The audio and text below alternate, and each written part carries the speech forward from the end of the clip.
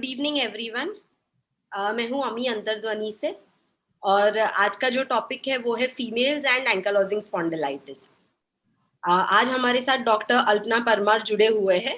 वो सूरत के रूमेटोलॉजिस्ट है और अंतर्ध्वनि की पैनल में है। और डॉक्टर विपाली त्रिवेदी, वो एक गायनेकोलॉजिस्ट है, प्रैक्टिसिंग गायनेकोलॉजिस्ट एट सची वुमेन्स हॉस्पिटल सुभाष ब्रिज। वो अहमदाबाद में प्रैक्टिस करते हैं और उनका जो स्पेशल इंटरेस्ट है वो high risk pregnancy and foetal medicine में है। We welcome you Vipali ma'am and Alpana ma'am. Alpana ma'am, over to you. Okay, thank you. जो लोग जुड़े हैं उन सबको वेलकम। और पहले मैं अंतर्ध्वनि की पूरी टीम को सच में एक बहुत बड़ा थैंक यू कहना चाहती हूँ, क्योंकि ये जो एक प्लेटफॉर्म है ये बहुत यूजफुल है। मतलब पेशेंट्स क्लिनिक कंसल्टिंग में आके हैं, कई बार कुछ क्वेश्चंस रह जाते हैं, घर जाके याद आया या एक्चुअली सिचुएशन क्रिएट हो तब याद आते हैं कि ये भी पूछना था। तो आई थिंक अंतर्ध्वनि जैसे प्लेटफॉर्म ये नॉलेज गैप को ब्रिज करने में बहुत हेल्पफुल है। So that is something really really good. तो आई थिंक शुरू करते हैं। हम आज जो बात करने वाले हैं वो है स्त्रियों में एंकिलोजिंग स्पॉन्डिलोआर्थराइटिस कैसा रहता है। आई थिंक अभी तक ज्यादातर जो लोग रेगुलर अटेंड करते हैं अंतर्ध्वनि, वो लोग भी ये सुनते आए हैं कि मेल्स की बात होती है, मेल्स में कैसा रहता है, क्या दिक्कत है रहती है। सो एक्चुअली ट्रेडिशनली हमने भी यही, जब हम स्टूडेंट्स थे, हमारे टीचर्स के टाइम पे भी ट्रेडिशनल नॉलेज यही रहता था कि एंकिलोजिंग पुरुषों की बीमारी है या फिर पुरुषों में ही ज्यादा दिक्कत देती है, स्त्रियों में ज्यादा तकलीफ नहीं देती है।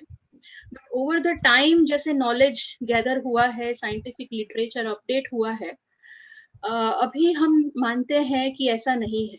फीमेल्स में भी ये बीमारी होती है और उतना ही क्वालिटी ऑफ लाइफ डिस्टर्ब कर सकती है जितना हम मेल्स में बारे ज्यादा बातें करते हैं।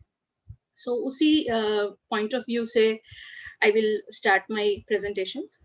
सो जैसे मैंने कहा कि ट्रेडिशनली पुराना लिटरेचर अगर साइंस का पेपर पढ़े तो तब मेल फीमेल रेशियो जो बोलते थे कि 10 पुरुषों में होगा तब एक फीमेल्स में पाया जाता था।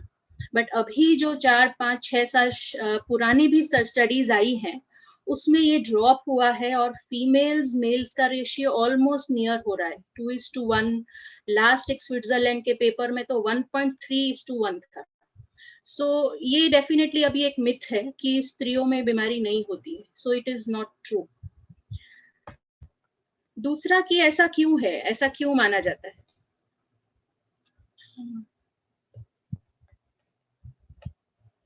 तो ऐसा क्यों है, क्योंकि ये भी स्टडीज से देखा गया है कि डिले इन डायग्नोसिस स्त्रियों में ज्यादा हो। डिले इन डायग्नोसिस मतलब क्या, मतलब कि सिम्टम्स शुरू हुए उस दिन से लेकर कंफर्म होना कि ये दर्द एंकिलोजिंग का ही था और कोई नहीं था। तो ये जो गैप है इसको कहते हैं डिले इन डायग्नोसिस। तो मेल्स में ये देखा गया है कि 3 से 5 साल है, तो ये डिले इन डायग्नोसिस। फीमेल्स में 8 से 10 साल है। तो ये भी एक कंट्रीब्यूटरी कारण है कि प्रेवेलेंस कम माना गया पहले। अभी ऐसा क्यों होता है, क्यों फीमेल्स में लेट ये डिले हो रहा है डायग्नोसिस में। बहुत सारे कारण है। पहला कि ये तो मिथ अभी तक बहुत प्रेवेलेंट था कि फीमेल्स को नहीं एंकिलोजिंग होगा। ओके, तो विच इज नाउ क्लियर कि ऐसा नहीं है। फीमेल में भी प्रेजेंटेशन सिम्टम्स में इक्वल सस्पेशन ऑफ डायग्नोसिस रहना चाहिए। दूसरा ये भी देखा गया है कि क्लिनिकल चित्र, क्लिनिकल प्रेजेंटिंग सिम्टम्स जो होते हैं वो कई बार फीमेल्स में बहुत डिफरेंट होते हैं मेल्स की तरफ। जैसे मेल्स में commonly gluteal pain, lower back pain होता है। फीमेल्स में ये डोर्सल बैक हो सकता है, पसलियों में ज्यादा दर्द होता है, छाती में जिसको हम कहते हैं एंथेसिस, यानी कि वहां पे मसल टेंडन्स होते हैं, वो दर्द देते हैं। तो ये एंथेसिस का प्रेजेंटेशन कॉमन है। तो एडी में दर्द होना, न कि टिपिकली लोअर बैक और ग्लूटियल पेन। सो उसके कारण भी डिले हो सकता है। और तीसरा कि रूमेटोलॉजी क्या है और कब रूमेटोलॉजिस्ट को मिलना है? जैसे हमें अटैक आता है तो वी नो कि कार्डियोलॉजिस्ट को मिलना है, ब्रेन स्ट्रोक हुआ है तो न्यूरो को मिलना है, लेकिन बैकएक है, जोड़ों में दर्द है तो रूमेटोलॉजिस्ट को मिले, ये इतनी अवेयरनेस अभी नहीं है। तो आई थिंक अंतर्ध्वनि के जैसे माध्यम से ये गैप भी ओवरकम हो सकता है स्लोली। और चौथा एक बहुत इंपॉर्टेंट फैक्टर है कि नॉन रेडियोग्राफिक एएस मतलब क्या कि सिम्टम्स टिपिकल है लेकिन एक्सरे में कुछ फीचर्स नहीं है और एमआरआई में फीचर्स हैं। सो इस टर्मिनोलॉजी को हम कहते हैं नॉन रेडियोलॉजिकल एंकिलोसिस। सो एक्सरे अगर स्क्रीनिंग में हुआ है तो एक्सरे नॉर्मल है and it might be taken of कि कुछ नहीं है, लेकिन एमआरआई में दिखा जाएगा कि इडिमा है, इन्फ्लेमेशन, सूजन है सैक्रोलिया जोड़ में। सो इस कारण से भी कई बार डायग्नोसिस डिले हो सकता है। और तीसरा कि फाइब्रोमाइल्जिया। फाइब्रोमाइल्जिया का मतलब है कि अतिरिक्त मसल पेन्स होना। जैसे एंकिलोजिंग का दर्द है वो टिपिकली बैकएक के स्वरूप में होता है जो रात में बहुत दिक्कत दें, स्पेशली आप आराम करो, जकड़ जाए, सुबह उठने में बहुत जकड़न हो, और जैसे एक्सरसाइज करें तो दर्द कम होता है, दर्द की गोली से दर्द बहुत कम होता है। फाइब्रोमाइल्जिया में ऐसा नहीं होता है। फाइब्रोमाइल्जिया में ज्यादा एक्सरसाइज हुई और दर्द शुरू हुआ। पेन किलर भी फाइब्रोमाइल्जिया का दर्द बहुत कम नहीं करता है। तो कई बार ये क्रोनिक पेन्स में ये मसल पेन्स एड अप हो जाते हैं और फिर वो मिक्स्ड पिक्चर में एंकिलोजिंग की सिवियरिटी जज नहीं हो पाती।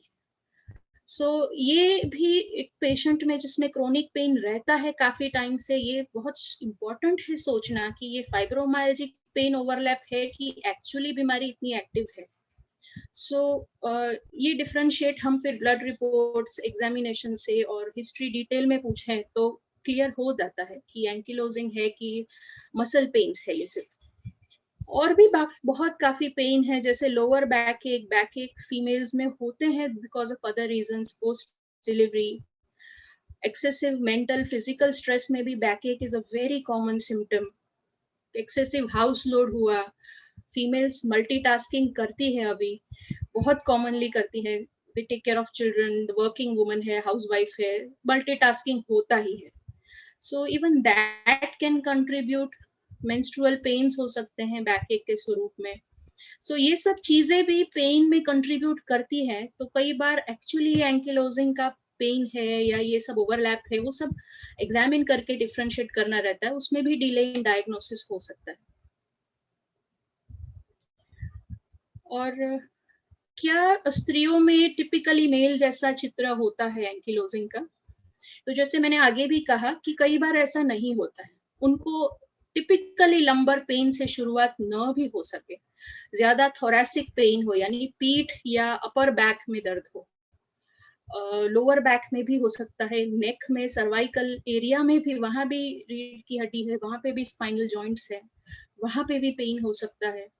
फिर ये जो एंथेसिस यानी टेंडन्स, मसल्स टेंडन्स बन के जॉइंट्स में जुड़ते हैं और मूवमेंट्स होती है, तो ये टेंडन पेन भी एंकिलोजिंग के सिम्टम में एक स्वरूप है और वो फीमेल्स में बहुत देखते हैं। कॉमन टेंडन साइट्स है एडी, हील पेन, फिर पसलियों में दर्द की लंबा सांस लो, छींक आए तो एकदम से मसल कैच छाती में हो, पसलियों में हो, इस प्रकार के थोड़े एटिपिकल प्रेजेंटेशंस हो सकते हैं।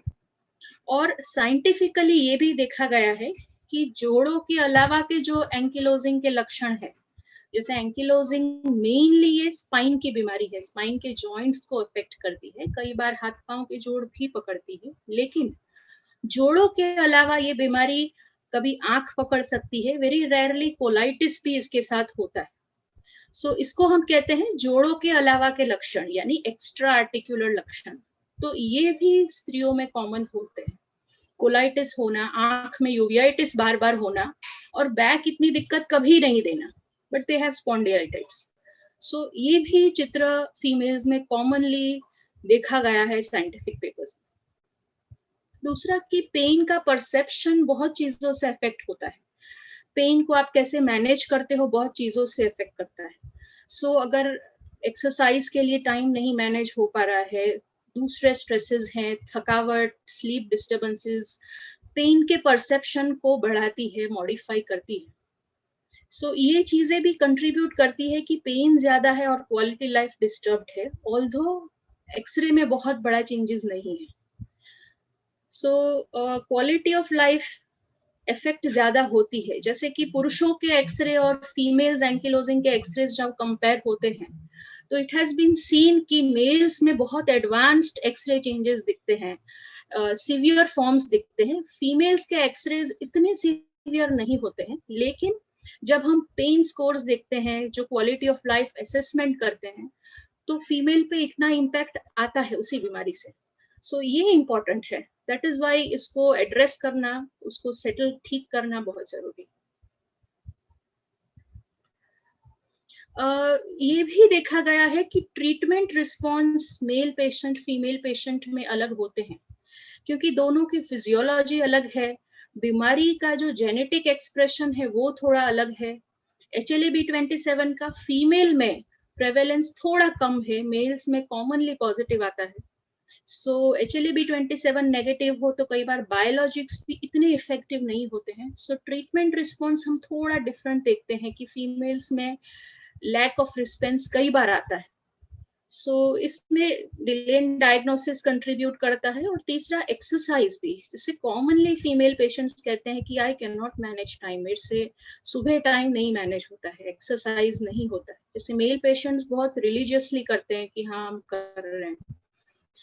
सो एक्सरसाइज न करने से दर्द बढ़ता है, पेन बढ़ता है। सो ये सब चीजें भी डिफरेंसेस हैं जो आते हैं, जेंडर डिफरेंसेस, और कंट्रीब्यूट करते हैं पेन की क्वांटिटी और क्वालिटी।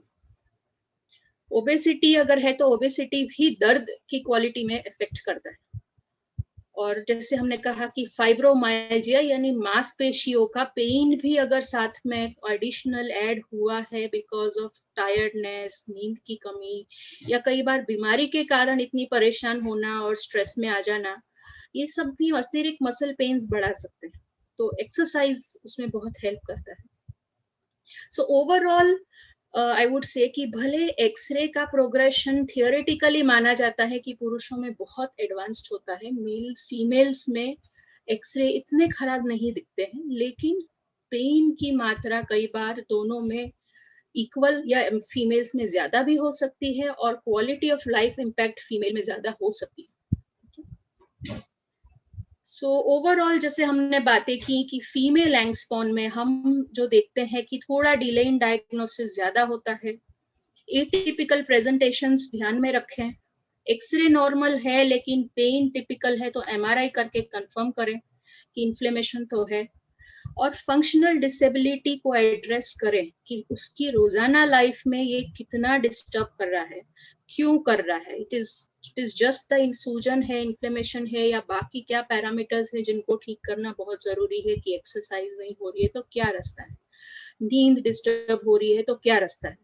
तो वो सब चीजें ओवरऑल हैंडल करनी जरूरी है, और उसी से क्वालिटी ऑफ लाइफ, जो हम मेन टारगेट तो यही रहता है कि पेशेंट का क्वालिटी ऑफ लाइफ जितना नॉर्मलाइज हो सके वो अचीव कर सके, राइट। सो अभी हम देखते हैं कि फीमेल्स और की एंकिलोजिंग पेशेंट्स में प्रेगनेंसी के साथ क्या क्या रहता है। सो मैंने बेसिक क्वेश्चंस लिखे हैं जो as a even as a woman, as a mother मैं सोच सकती हूँ कि पहला कि क्या ये दवाइयाँ चल रही है उससे मेरे बच्चे को कुछ फर्क पड़ेगा, मेरी प्रेगनेंसी की सेफ्टी की क्या गारंटी है, सब चल रहा है, बहुत दवाइयाँ आगे ली है, अभी ली है, उससे क्या होगा। ये बहुत कॉमनली पेशेंट्स पूछते हैं, and a very obvious physiological question that arises. और दूसरा कि अगर प्रेगनेंसी हुई तब ठीक हूँ लेकिन फिर बढ़ा तो मैं कैसे क्या करूँगी, डिलीवरी में मैं कैसे हैंडल कर पाऊंगी, अगर दर्द है, आर्थराइटिस है तो क्या होगा। और दूसरा कि मैं कितनी फिट रहूंगी to be a good healthy normal mother. तो आई थिंक ये कॉमन क्वेश्चंस हैं जो है।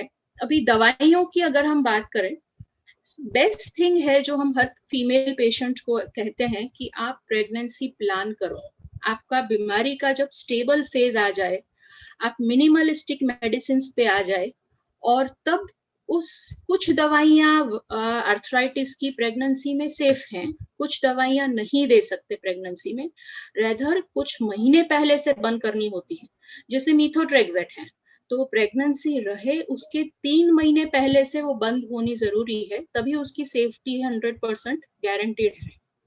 So best thing is discuss with your doctor कि मुझे प्रेगनेंसी प्लान करनी है, कब कैसे करें, आप हेल्प करो। सो आपकी बीमारी अगर अभी एक्टिव है, फ्लेयर है, तो उसको स्टेबिलाइज करिए, फिर आप जो दवाइयाँ प्रेगनेंसी में सेफ है उस पे स्विच होए और फिर प्लान करके चाइल्ड प्लानिंग करें, तो वो बेस्ट रहता है। This is a best scenario. कुछ दवाइयाँ हैं जो आर्थराइटिस की सेफ है प्रेगनेंसी में, जैसे सैलाज़ोपाइरिन, जो साजो या साज नाम से आप देखते हैं, आप ले रहे हैं, some of you must be taking this medicines. और भी कुछ हैं जो स्टैंडर्ड पेन किलर ग्रुप की दवाइयाँ है, जो पेन किलर हम एंकिलोजिंग में सूजन कम करने के लिए भी देते हैं, न कि जस्ट फॉर पेन मैनेजमेंट, क्योंकि हम उनको एंटी इन्फ्लेमेटरी दवाइयाँ भी कहते हैं। स्टैंडर्ड पेन किलर जो दवाइयाँ हैं, जैसे कि डाइक्लोफिनेक या नेप्रोसिन या इटोरिकॉक्सिब, न्यूकॉक्सिया, ये सब नाम से जो आप फेमिलियर हैं शायद ये नामों से, ये प्रेगनेंसी में सेफ नहीं है, we do not give them. सबसे सेफेस्ट दर्द के लिए जो है वो है पैरासिटामोल, तो वो तीनों ट्राइमेस्टर में सेफ है। और कुछ बायोलॉजिक्स हैं जो प्रेगनेंसी में उनकी सेफ्टी एस्टेब्लिश्ड है और वो ले सकते हैं, बट बायोलॉजिक्स बेसिकली वो बैलेंस करना है कि बीमारी कितनी दिक्कत देने वाली है प्रेगनेंसी में और डिलीवरी में, उसके हिसाब से दवाइयों की जरूरत है नहीं है, बाकी पैरामीटर्स की जरूरत है, वो तय करते हैं। सो कुछ ग्रुप ऑफ दवाइयाँ सेफ हैं, अगर जरूरत पड़े कि बीमारी फ्लेयर करती है, रिलैप्स करती है, तो मैनेज कर सकते हैं।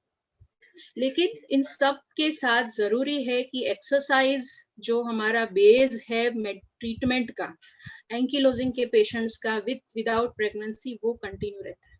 तो you have to continue your back strengthening exercises. और दूसरा जो सवाल डर रहता है पेशेंट्स में कि प्रेगनेंसी में अगर बढ़ गया, मैं वापस जकड़ गई, उठ नहीं पाई, तो कैसे क्या होगा। बाय एंड लार्ज देखा गया है कि प्रेगनेंसी के कारण बीमारी नहीं बढ़ती है, चांस इक्वल है एज नॉन प्रेग्नेंट स्टेट कि ये 9 महीने में बढ़ेगा या नहीं बढ़ेगा, बट प्रेगनेंसी पर से बीमारी को बढ़ावा नहीं देती। सो अगर आपका कंसीव करने के पहले के 5-6 महीने आप स्टेबल फेज में रहे हो, तो चांस कम है कि आप वापस बढ़ेगा कुछ। तो बेस्ट थिंग इज दैट कि स्टेबिलिटी अचीव करो, कंसीव करो and then go ahead. And दवाइयाँ डिलीवरी को अफेक्ट करेगी। सो दवाइयाँ डिलीवरी को बहुत अफेक्ट नहीं करती है, बीमारी कर सकती है, डिपेंड करता है कि आपको बीमारी कितने स्वरूप में है, एक्टिव है, कोई जॉइंट डैमेज है, बैक स्टिफनेस कितनी है, ये सब चीजें कई बार अफेक्ट कर सकती है। जैसे कि हिप जॉइंट अगर इन्वॉल्व है आपका, हिप एक जॉइंट या दोनों, और हिप में आर्थराइटिस रहा है और अगर उसमें घिसाव है, so it is a damaged joint, तो फिर शायद दिक्कतें आए। बट अदरवाइज जैसे कई बार हिप रिप्लेसमेंट भी यंगर पेशेंट्स एंकिलोजिंग में जरूरत पड़ती है, होता है, apparently कुछ दिक्कत नहीं आती है, because a replace joint also is can be strong and does good. और ड्यूरिंग डिलीवरी भी अगर साजो चल रहा है तो कुछ डरने जैसा नहीं है, it is approved to continue in pregnancy में भी सेफ है, ब्रेस्ट फीडिंग में भी सैलाज़ोपाइरिन सेफ है, तो हम कंटिन्यू रखने की ही सलाह देते हैं कि बंद ना करें। दूसरा कि मैं फिजिकली फिट रहूंगी कि नहीं। अभी जैसे मैंने कहा कि प्रेगनेंसी में बीमारी नहीं बढ़ने का कोई ऐसा बीमारी के कारण नहीं है कि प्रेगनेंसी हुआ और बढ़ेगा, लेकिन डिलीवरी के बाद है, थियोरेटिकली है कि डिलीवरी के बाद बीमारी रिलैप्स कर सकती है। सो द बेस्ट एडवाइस, जो सबसे अच्छी सलाह मैं पेशेंट्स को देती हूँ कि आप एक प्लान, बैकअप प्लान तैयार रखो, डिलीवरी के बाद रूमेटोलॉजिस्ट के कांटेक्ट में रहो कि क्या रिलैप्स होगी, और अगर हो तो फिर आपके पास एक प्लान तैयार हो, एक सपोर्ट सिस्टम एक रखो अपना, कि डिलीवरी के बाद आपको जो हेल्पफुल रहे। कुछ अगर फ्लेयर होता है कुछ दिनों के लिए आपकी एक सपोर्ट सिस्टम तैयार करके रखो।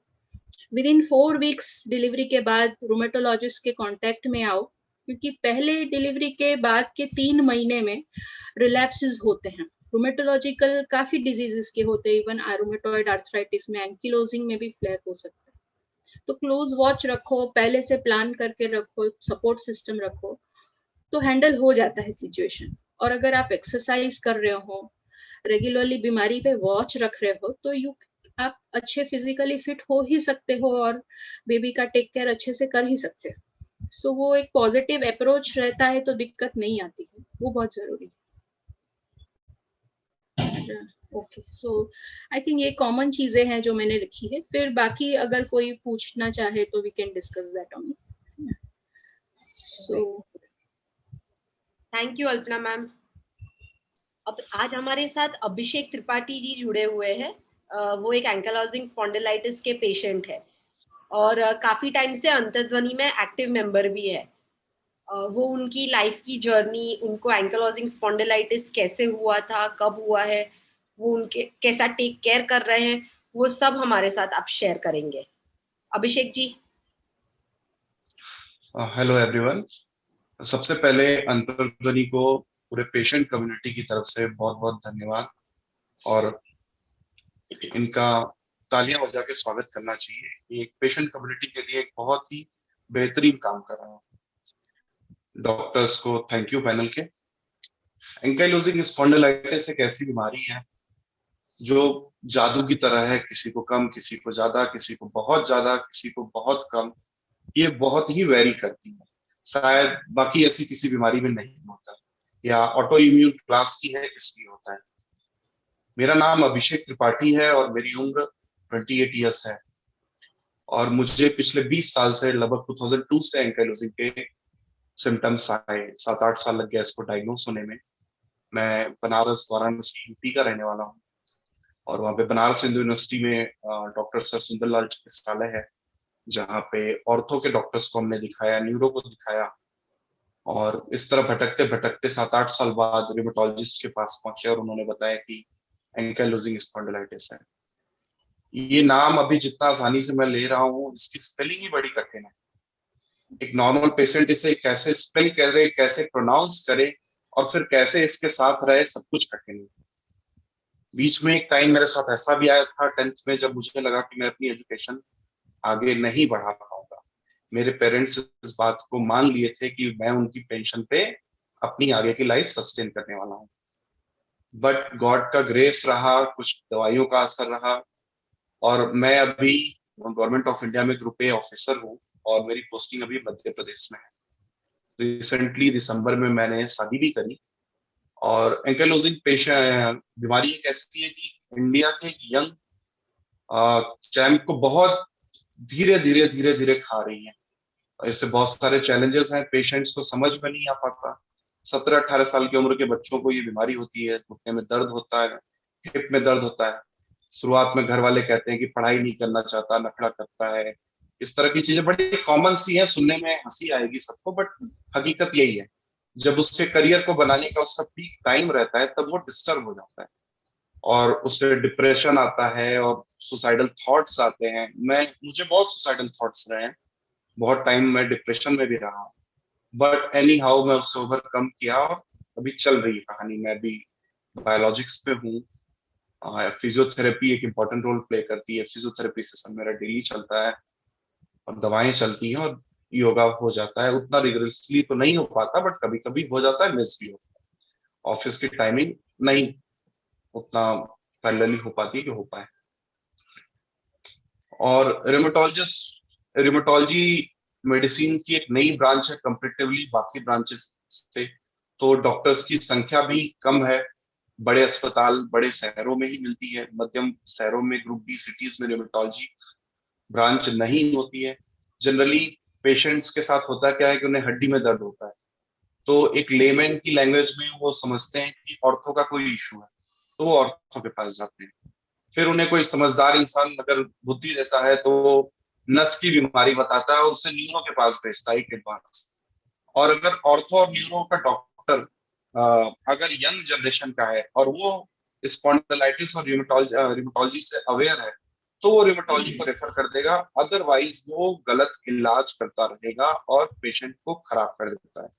मैं खुद इसको सफर किया हूँ। एएस को टाइटर बता के मुझे 5 साल पेनिसिलिन इंजेक्शन दिया गया 6 लाख हर 21-21 दिन पे, और 4 इयर्स 9 मंथ के बाद डॉक्टर ने, फेमस ऑर्थो सर्जन ने, फिर रेफर किया रिमेटोलॉजी को कि अब ये ल्यूमो का केस लग रहा है, ऑर्थो का केस नहीं। तो डॉक्टर्स की, जैसा मैम ने शुरुआत की कि पहले 1:10 रेशियो था पहले की स्टडीज में, पहले के पेपर में, तो हो सकता है ऑर्थो के डॉक्टर आज जो है 20 साल 25 साल से प्रैक्टिस कर रहे हैं, उनके टाइम में रिमेटोलॉजी उतना इवॉल्व नहीं हुई थी, उतना उनको अवेयरनेस नहीं थी। उस चक्कर में पेशेंट के सिम्टम्स को आइडेंटिफाई नहीं कर पाते और रिव्यू को रेफर नहीं कर पाते, और पेशेंट्स के केस खराब हो जाते हैं। जब तक वो रिव्यू के पास पहुंचता है तब तक उसकी हिप डैमेज हो चुकी रहती है। यंग पेशेंट में डॉक्टर उसे टीएचआर की सलाह देते हैं। अब पेशेंट को लगता है कि टीएचआर कराने के बाद उसकी जिंदगी नॉर्मल हो जाएगी, लेकिन टीएचआर कराने के बाद भी चीजें उतनी रास्ते पे नहीं आती, क्योंकि बीमारी जब तक है ही नहीं। वो तो नेक फ्यूज कर देगी, स्पाइन फ्यूज कर देगी, और जिसकी कहानी और खराब है उसकी फिंगर्स भी खराब हो जाती है। लगातार मेडिसिन लेने से ऑर्गन्स भी डैमेज होते हैं, किडनी और लीवर भी डैमेज होते हैं। तो ये बड़ी जटिल बीमारी है, लेकिन इसका मुकाबला बड़े साहस के साथ किया जा सकता है। जो भी पेशेंट अभी देख रहे हैं या जिनके भी मन में इस तरह के डाउट आते हैं, तो किसी न किसी से हर किसी को हिम्मत लेनी होती है। ये बीमारी क्रोनिक है, कभी जानी है नहीं, आ गई है तो ये हमेशा आपके साथ रहेगी। या तो आप इसको एनिमी मानो या फ्रेंड मानो, लेकिन रहना तो साथ ही है। तो एक दूसरे से मोटिवेशन लेके या अपने से उनको, जो ज्यादा डिप्राइव्ड है आपसे, जैसे हम सड़क पे चलते हैं तो देखते हैं कुछ है हैंडीकैप, जिनके पास दोनों ऑप्शन है, वो सुसाइड भी कर सकते हैं, रोड के किनारे भीख मांग रहे हैं, वो गाड़ी के आगे आके मर सकते हैं, बट वो बेक करके अपनी लाइफ को ऑन रख रहे हैं। तो उनसे कंपेरेटिवली तो मच बेटर हो। आप क्यों नहीं अपनी लाइफ को कैरी ऑन कर सकते? बहुत सारे पेशेंट्स हैं जिनकी एंकिलोजिंग में स्थिति खराब है, बट वो कर रहे हैं, और बहुत से ऐसे लोग हैं जो बहुत अच्छे लेवल पे हैं, अच्छा कर रहे हैं, एक अच्छी हैप्पी मैरिड लाइफ भी बिता रहे हैं, खुश हैं, तो मैनेज कर सकते हैं। इसमें एज अ पेशेंट मुझे आज तक जो सबसे इंपॉर्टेंट चीज फील हुई है कि बायोलॉजिक्स और मेडिसिन से भागना नहीं चाहिए। अगर डायबिटीज का पेशेंट ये इंसुलिन के इंजेक्शन से भागे तो वो दिक्कत करेगा। सेम केस है एंकाइलोजिंग में। अगर आपको बायोलॉजिक्स डॉक्टर प्रिस्क्राइब कर रहा है, पहले का टाइम अलग था, पहले बायोलॉजिक्स महंगा था। 2002 में मुझे याद है कि 2012 में एक एनब्रेल 50 mg 17,000 रुपए का पड़ता था। आज वही 50 mg एनब्रेल 5500 रुपए में, 5200 रुपए में पड़ रहा है, 5200। तो प्राइस ड्रास्टिकली रिड्यूस हुए।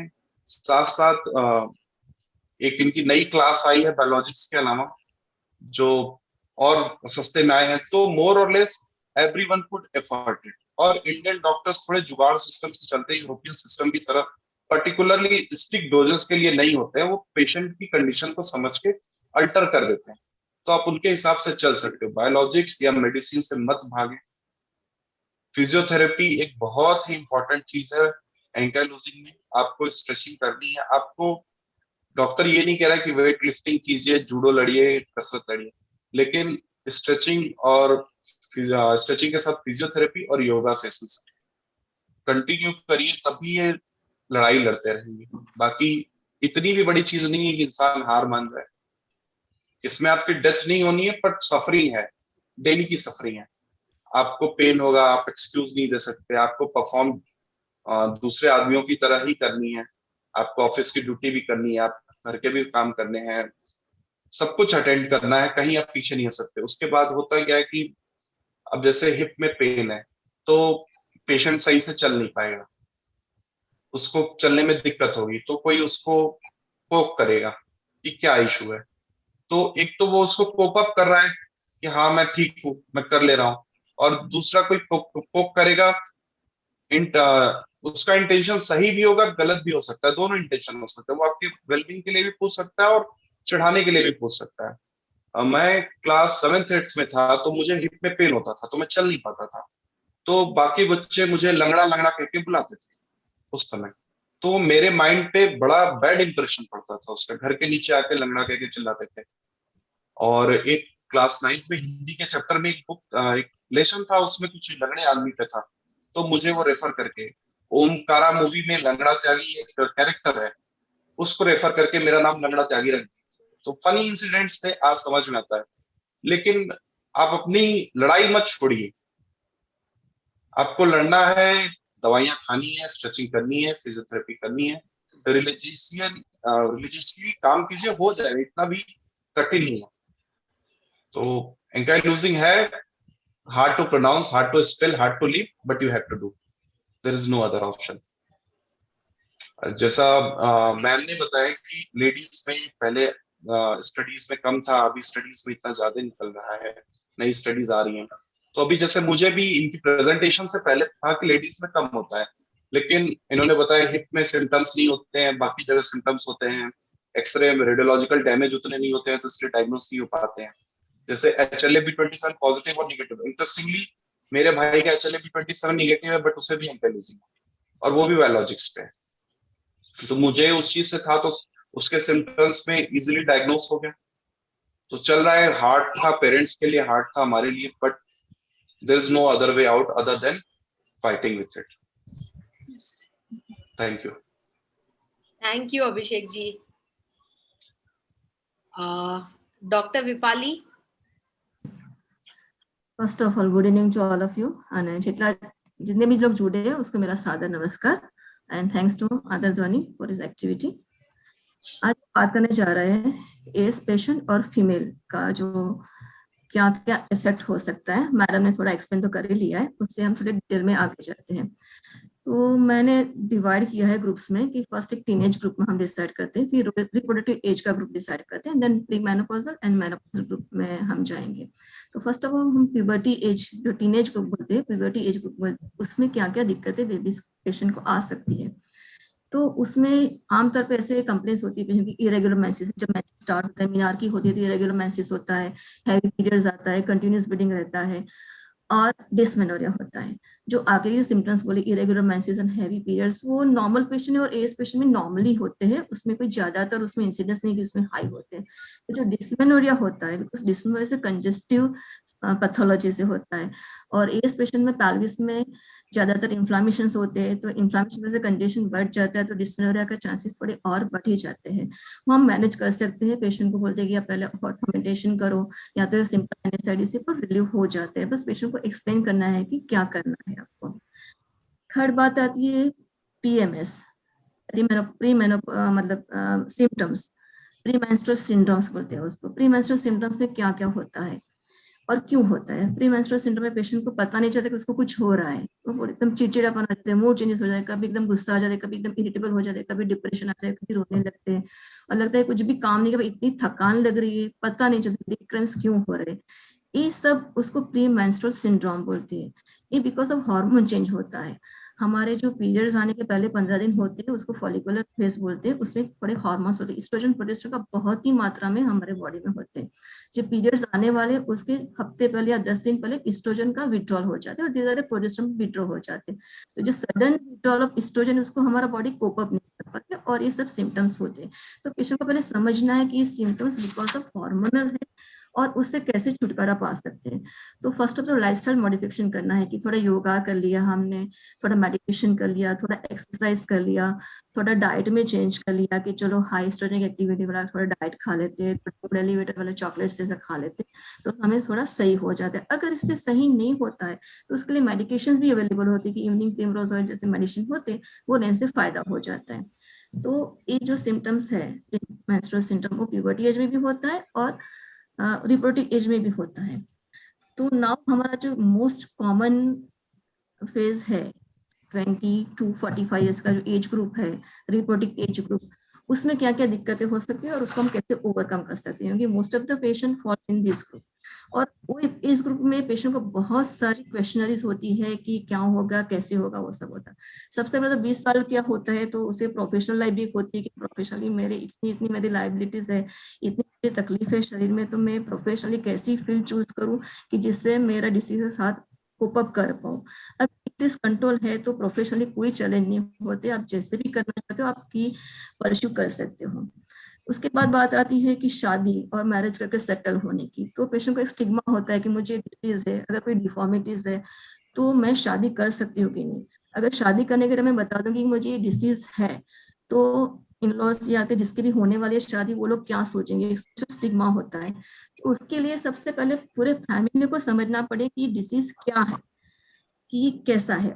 और अगर उनके जो सोशली वो एक्सेप्ट करने जाने वाले है कि मेरे ये फ्यूचर इन लॉज है या मेरा फ्यूचर फैमिली है, ये मेरा फियांस है, तो उससे एक बार मीट करनी चाहिए along with family members. Rheumatologist को मिलना चाहिए, उसको समझना चाहिए कि उसका पूरा डिसीज क्या है, कि इसे ऑटोइम्यून डिसऑर्डर और ये लाइफ लॉन्ग मेडिसिन चलने वाला डिसऑर्डर है। कभी रेमिशन आएगी, कभी अप्स एंड डाउन रहेगा, मगर फिर भी नियर नॉर्मल 90% में लाइफ जी सकते हैं अगर प्रॉपर्ली डायग्नोस हो गया है। तो ऐसी कोई बात नहीं है कि डिसीज का स्टिग्मा है, शादी नहीं कर सकते, नॉर्मल लाइफ सोशली परस्यू नहीं कर सकते, प्रोफेशनली परस्यू नहीं कर, ये बहुत सारे स्टिग्मा होते हैं। वो रूमेटोलॉजिस्ट को मिलके और शादी से पहले पूरा काउंसलिंग करके ही आगे बढ़ना चाहिए। अगर छिपाते हैं तो बहुत सारी इश्यूज फ्यूचर में हो सकती है और वो बेसिस पे उसको डिवोर्स भी हो सकते हैं। तो सबसे पहले पेशेंट खुद एक्सेप्ट करना चाहिए कि मेरा डिसीज है, मैं डिसीज के साथ अच्छे से जी सकती हूँ, थोड़ी मेडिसिन लेनी पड़ती है, थोड़ा मुझे डाइट चेंज करना पड़ता है, थोड़ी मुझे रेगुलर एक्सरसाइज करनी पड़ती है, with all this I am a near normal person.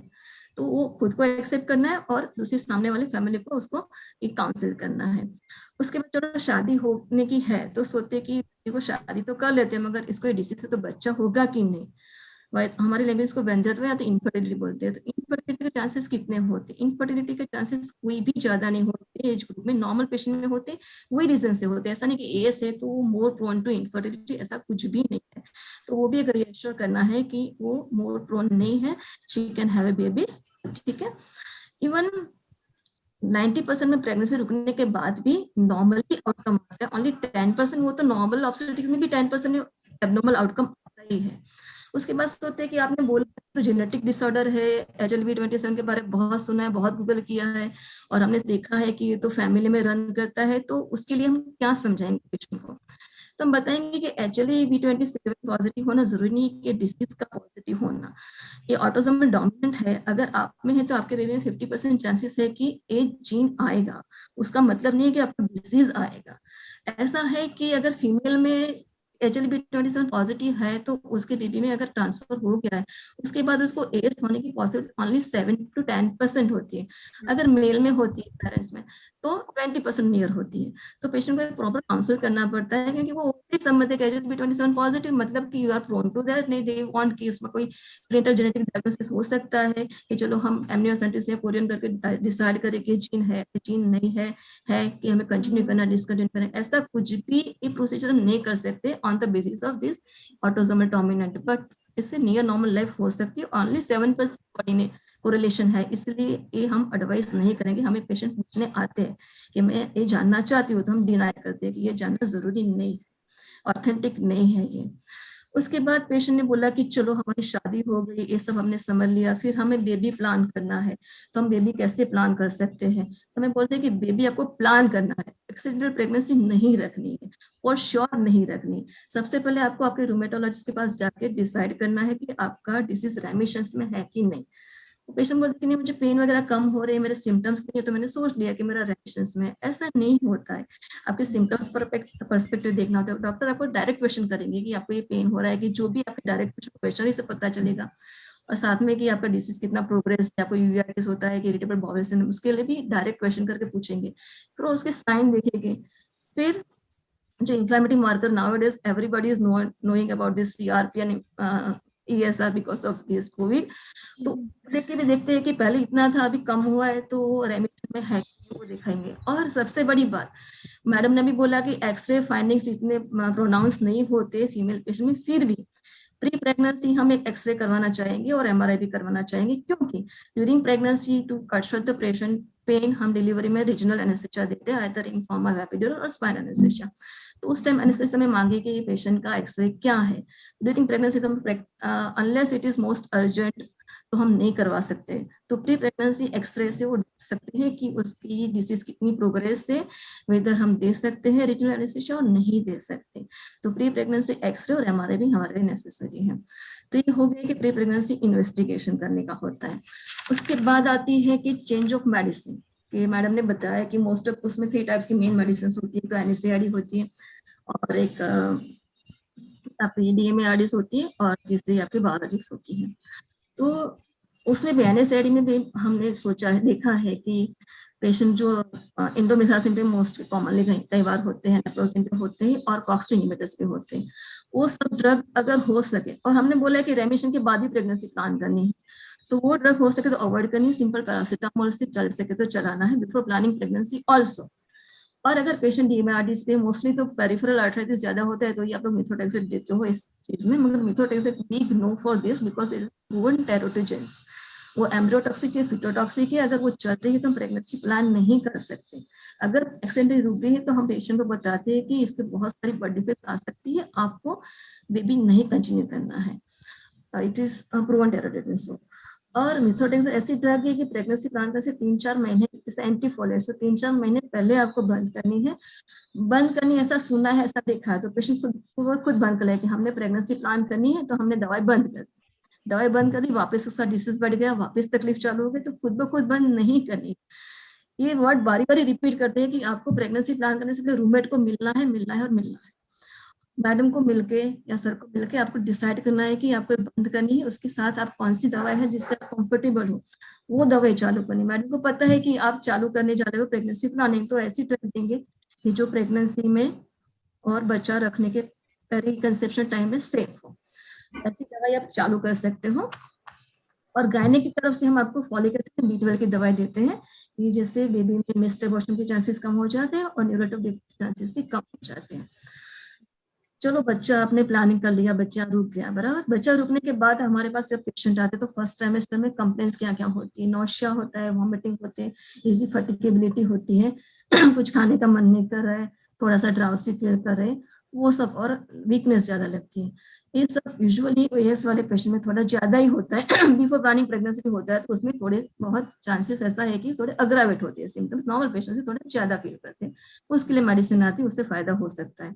और हमारी मेडिसिन कौन सी चलती है प्रेगनेंसी के फर्स्ट ट्राइमेस्टर में, तो फॉलिक एसिड B12 चलती है, किसी किसी पेशेंट को हाई रिस्क होता है ऐसे ऑब्स्टेटिक्स, तो हम प्रोजेस्टेरोन भी प्रिस्क्राइब कर लेते हैं।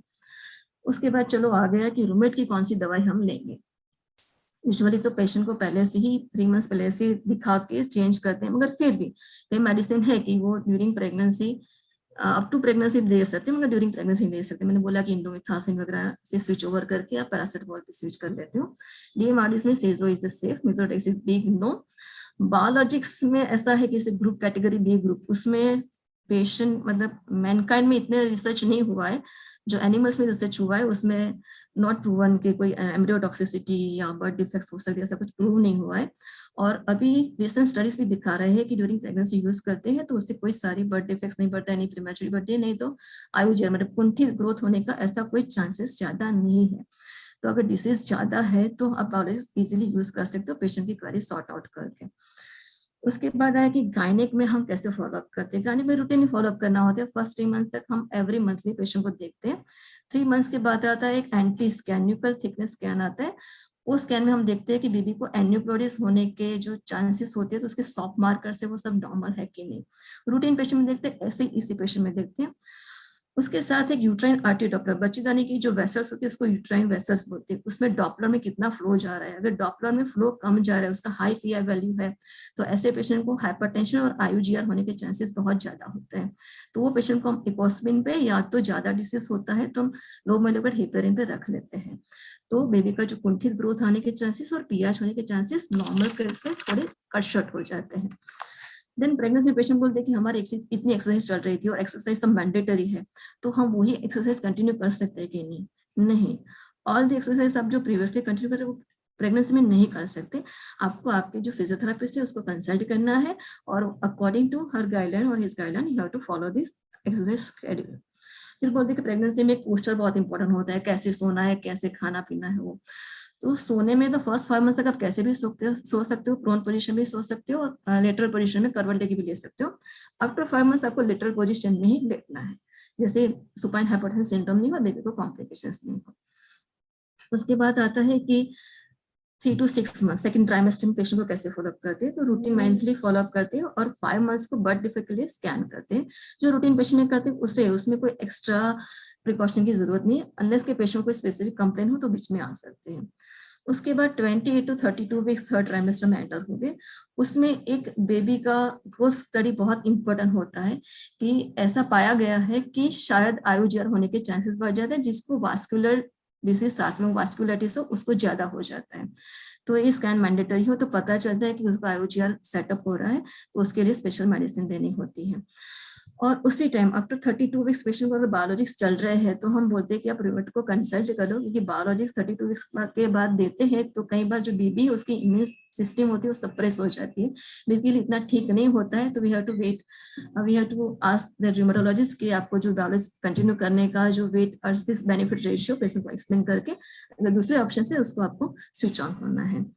उसके बाद आती है कि नाउ रूमेट हो गया है, मतलब रूमेटो को कंसल्ट सब कर लिया, मगर प्रेगनेंसी है उसमें जो मेरा डिसीज है वो कैसे रहेगा। हाइपोथेटिकली सोचते हैं तो it is autoimmune disorder.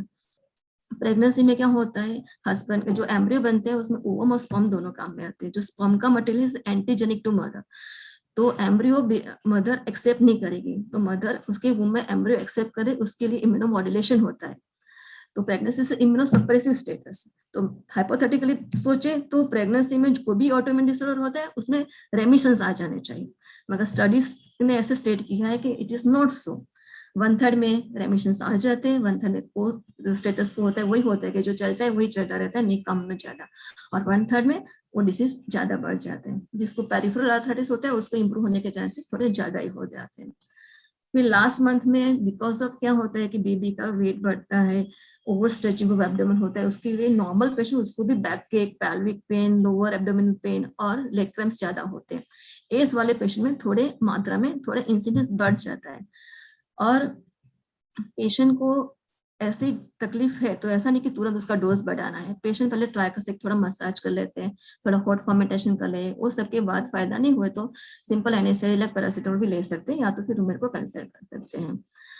High dose of anaesthetic avoid करना चाहिए लास्ट ट्राइमेस्टर में। क्यों?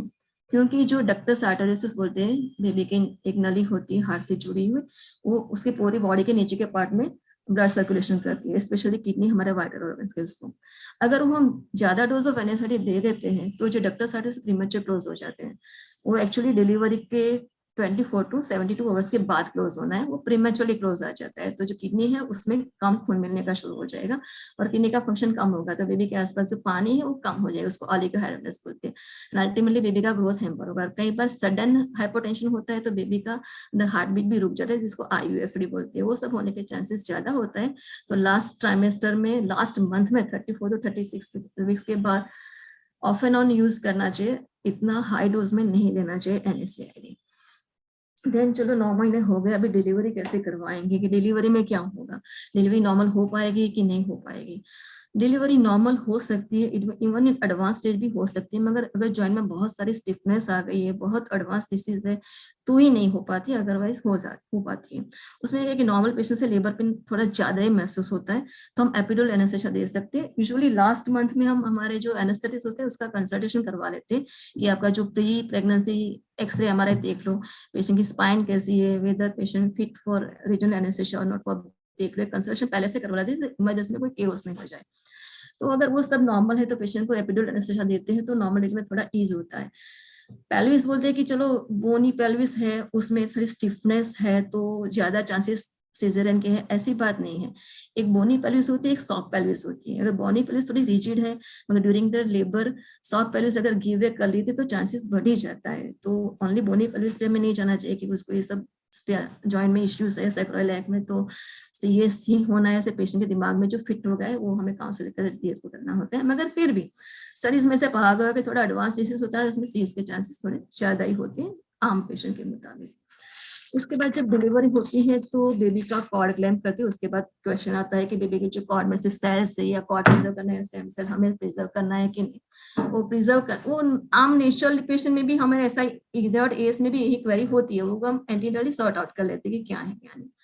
यूजुअली स्टेम सेल्स क्या होते हैं, जो एम्ब्रियो फॉर्म होता है उसमें एक सेल का ग्रुप होता है, इनर सेल मास वगैरह, उसमें टोटिपोटेंट सेल्स होते हैं। वो टोटिपोटेंट सेल में से पूरा बेबी का स्ट्रक्चर बनते हैं, हाथ पैर सिर स्पाइन ब्रेन के हार्ट के सभी टिश्यू डिफरेंशिएट इसमें से होती है। जो कॉर्ड सेल स्टेम्स में वही स्टेम सेल्स होते हैं। तो ऐसा हाइपोथेटिकली सोचते हैं और स्टडी भी रिसर्च भी चालू है कि वो स्टेम सेल्स कहीं भी इंजेक्ट करेंगे तो उसके जैसे नए सेल्स बन जाएंगे। हमारे बॉडी में हमें स्किन पे कुछ लगता है, हाथ पैर में कुछ लगता है तो हमारा घाव भर जाता है, नए सेल्स बन जाते हैं। मगर किसी को स्पाइन में एक्सीडेंट हुआ तो वो स्पाइन के नीचे का भाग पूरा चला गया, पैराप्लेजिया हो गया। ब्रेन में कुछ डैमेज हुआ तो इतना नॉन फंक्शनिंग हो गया, हार्ट में कुछ हुआ, एमआई हुआ तो इतना हार्ट नॉन फंक्शनिंग हो गया, न्यू सेल नहीं बनते हैं। तो ऐसी जगह पे स्टेम सेल इंजेक्ट करते हैं और बोलते हैं कि स्टेम सेल इंजेक्ट करने के वही सेल में डिफरेंशिएट होकर वो फंक्शनिंग हो जाता है। तो थियोरेटिकली ऐसा है कि हाँ इट कैन हेल्प, पर सब पाइपलाइन में सभी अंडर रिसर्च है। तो आप सोचते हो कि मुझे इसी डिसीज में फायदा होगा इस सोच के हम स्टेम सेल प्रिजर्व कर रहे हैं, तो ठीक नहीं है। पर बहुत सारी कंडीशन में वो हेल्पफुल है। हेमाटोलॉजिकल डिसऑर्डर में 100% प्रूवन है। अगर आपको फाइनेंशियल इश्यू नहीं है तो yes you can go for stem cell preservation. चलो डिलीवरी हो गई, तो अभी लैक्टेशन, बेबी को फीड करवा रहे हो, बेबी को फीड करवा रहे तो कौन सी मेडिसिन लेनी चाहिए, कौन सी नहीं लेनी चाहिए। जो प्रेगनेंसी में सेफ है वही मेडिसिन लैक्टेशन में भी सेफ है। मगर इश्यू वही आता है कि प्रेगनेंसी में बहुत सारा एस्ट्रोजन प्रोजेस्टेरोन होता है। डिलीवरी होने के बाद जैसे प्लेसेंटा आउट होती है पूरा एस्ट्रोजन प्रोजेस्टेरोन विड्रॉल हो जाता है, तो पेशेंट को ज्यादा चांसेस हो जाते हैं कि उसको ये डिसीज फ्लेयर हो। Postpartum period up to 6 weeks बोलते हैं, up to 6 weeks to 6 month तक डिसीज फ्लेयर होने के बहुत ज्यादा चांसेस होते हैं। इसलिए हम बोलते हैं कि चलो हमारा गायनिक का तो आपको करना है कंसल्ट, मगर अपने रूममेट को मिलो, उसको बोलो कि अभी ये फ्लेयर होने के चांसेस है, तो ही विल और सी विल डिसाइड कि उसको आगे कैसे डिसीजन लेना है। कई बार पेशेंट या बेबी आता है इतना बिजी हो जाता है कि रूममेट को भूल जाता है, फिर तकलीफ बहुत ज्यादा बढ़ने के बाद याद आता है कि नहीं मुझे जाना है, तो अब बोलते हैं कि डिसीज जल्दी से प्रोग्रेस हो जाता है। तो पेशेंट को दिमाग में बारी बारी से दिखाना है कि हर महीने मुझे भी दिखाना है और रूममेट को भी दिखाना है, तो उसको हैबिट पड़ जाएगी कि टिल डिलीवरी पोस्टमार्टम ये उसकी जो हैबिट है वो कंटिन्यू रहे। तो that's all about the pregnancy. उसके बाद लास्ट ग्रुप आता है perimenopausal to menopausal up to 45 years of age group. Autoimmune disorder कोई भी होता है, उसमें ऐसा होता है कि there is a chance of premature ovarian failure. जो ओवरी है थोड़ा प्रीमेच्योर फंक्शन उसका कम हो जाता है, तो they are more prone to premature menopause और नेचुरल मेनोपॉज। दोनों में पेशेंट को सेम ही सिम्टम्स आते हैं। जो पीएमएस में आता है कि प्रीमेच्योर, मेनोपॉज में थोड़ा ज्यादा ही आता है क्योंकि छोटी उम्र में ओवरी काम करने का बंद कर लिया है। वैसे भी जो फीमेल हार्मोन्स है वो ओनली हमें फेमिनाइजेशन नहीं देते, मगर हमारे बॉडी का पूरा जो जोम बोलते हैं कि हमारी काम करने की एफिशिएंसी है, हमारा जो इंटेलेक्चुअल है, हमारा जो कोऑर्डिनेशन है, वो सब उसके ऊपर डिपेंड करता है। तो हमारा थोड़ा कोऑर्डिनेशन कम हो जाता है, इंटेलेक्चुअल थोड़ा फंक्शन, जो कि पहले हम कुछ काम करना हो तो एकदम फटाफट हमारे रिफ्लेक्सेस स्लो डाउन हो जाते हैं, मेंटली इनकैपेसिटेशन हो जाते हैं कि काम कर पाएंगे नहीं कर पाएंगे, थोड़ा सा डिप्रेशन जैसा रहता है, तो वो सब थोड़े ज्यादा होते हैं। और मेनोपॉज में तो खैर सब होते ही है। तो ऐसे पेशेंट को रूममेट को मिलके उसकी मेडिसिन से अगर फायदा नहीं होता है, क्योंकि उसमें माइल्जिया भी ज्यादा होता है, बोले कि अनएक्सप्लेन बॉडी भी बहुत होता है, तो फिर ऐसे पेशेंट में एस्ट्रोजन या हार्मोन थेरेपी देने से काफी फायदा होता है। तो रूमेट में एएस वगैरह के सिम्टम्स थोड़ी ही बढ़ जाते हैं, क्योंकि ऐसा पाया गया है कि oestrogen is very effective in इस sort of some modulator effect है, मॉड्यूलेटरी। तो एक कम हो जाएगा तो पेशेंट के जो रूटीन एएस के सिम्टम्स वो भी बढ़ जाएंगे। तो कोई ट्रीटमेंट अगर प्रॉपर वर्क नहीं कर रही है, इतना अच्छा रिजल्ट नहीं आ रहा है जैसे नॉर्मल दूसरे पेशेंट में आता है, तो we have to add on hormone therapy for that. And for our gynaec checkup में हम early perimenopause to menopause up to 65 years of age बोलते हैं कि ईयरली आपको पेल्विक सोनोग्राफी करनी है और 3 ईयरली आपको सर्वाइकल स्क्रीनिंग के लिए एक पैप स्मीयर का टेस्ट करना है। So that's all about my gynaec perspective. Thank you. Thank you Vipali ma'am, it was really informative. काफी सारी नई चीजें भी आज पता चली है। जो क्वेश्चंस पेशेंट्स हमको पूछते हैं, आई थिंक काफी सारे कवर हुए हैं। Okay, I will start with the questions. First question है, can Ayurvedic treatments like panchakarma help in pregnancy?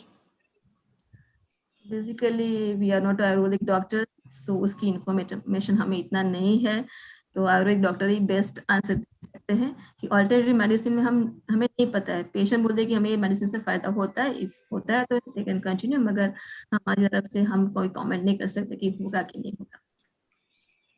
Right.